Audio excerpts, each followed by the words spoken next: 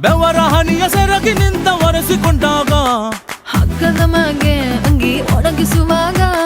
ನಿನ್ನ ಮೈಯ ವಾಸನೆಯು ನೆನಪಾದಾಗ ಎರಡು ಕೈಯ ನೆತ್ತಿ ನೀನು ಚಡಿಸುತ್ತುವಾಗ ದಿಮ್ಮನಪ್ಪಿಕೊಂಡು ನಿದ್ದೆ ಮಾಡುವಾಗ ಸುಸ್ತಾಗೋಗಿ ನೀನು ಆಕಲಿಸುವಾಗ ಬತ್ತವಲ್ಲ ಫೀಲಿಂಗ್ಸು ಬಂದು ಬಂದು ಮುಚ್ಚಾಗ್ತವೆ ಫೀಲಿಂಗ್ಸು